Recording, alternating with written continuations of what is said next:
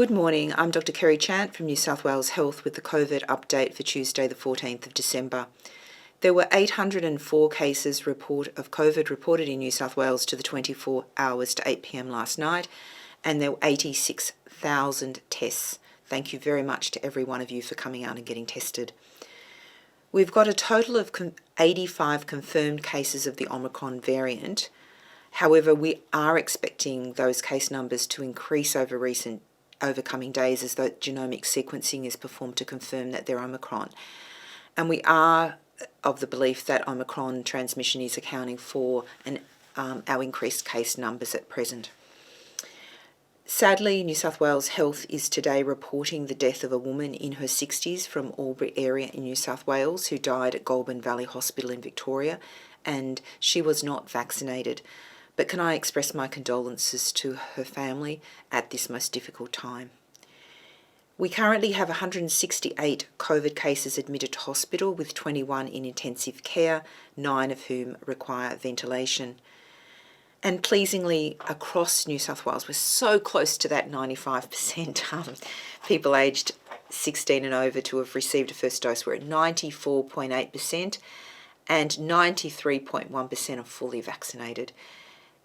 We've got that 12 to 15-year-old age group is staying stubborn at around that 81.4% for first dose and 77.7% are fully vaccinated. Can I just urge all young people to come out and get vaccinated?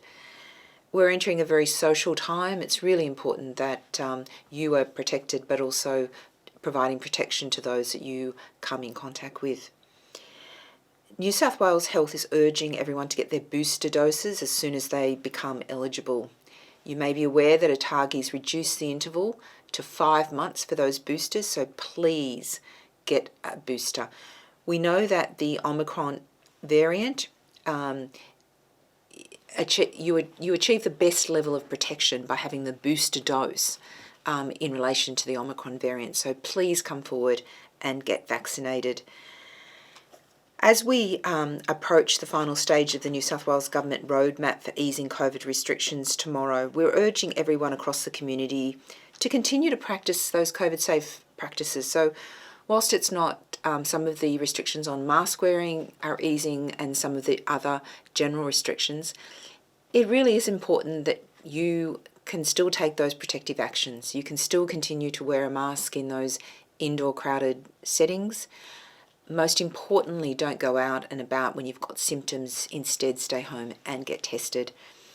Also, for those that are going to large functions or venues, you can also use rapid antigen tests before you go for that added level of assurance. But please don't use them if you are a close contact of a case, or don't use them if you have got symptoms. They are a useful adjunct, but in those other circumstances, we really do want you to have that nose and throat test, which is readily available and will be even throughout the Christmas New Year period. As you can see from our 804 cases reported today, we have been seeing a rapid surge in the number of cases in New South Wales, with transmission occurring as a result of high numbers of people gathering for social functions in venues such as pubs and clubs. And some of these gatherings have led to super spreading events. And because of that, we anticipate that case numbers will continue to rise. So we're particularly concerned about Newcastle area because we've seen a number of venues linked to the Omicron variant, which we know is more highly transmissible. And in those settings, we've seen, for instance, cases at the Argyle House nightclub. And of the about 650 people who attended the Argyle House nightclub, we've found to date about 150 people have tested positive to COVID, and we will expect more cases. And New South Wales last night alerted the public to new venues in Newcastle, the Finnegan's Hotel at 21 Derby Street, and also remains, as I've said, concerned about those other venues we've highlighted over recent days. We are aware that at least 6 people were present at the Finnegan's Hotel that were infectious, And so again, that's why we've called out that particular venue. We are expecting there to be additional cases. So anyone who attended the Finnegans Hotel from 6:30 p.m. on Friday the 10th of December to 2:30 a.m. on Saturday the 11th of December is a close contact and must immediately get tested and isolate for 7 days. And all household contacts of close contacts must also be tested and self-isolate until a negative result is received by the household. Again, the Argyle House nightclub, we've been clear about our public health advice in relation to that venue.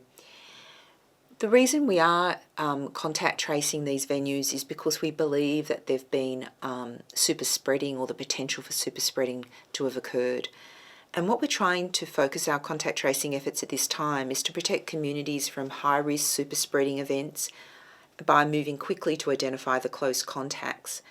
And we're particularly concerned about trying to make sure that people who might be working in aged care, disability, in our hospitals, in those very sensitive settings, that they actually don't go to work unknowingly infectious.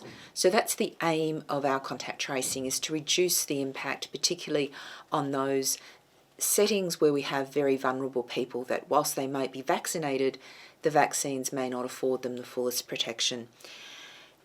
So please follow the public health advice. Please continue to get tested.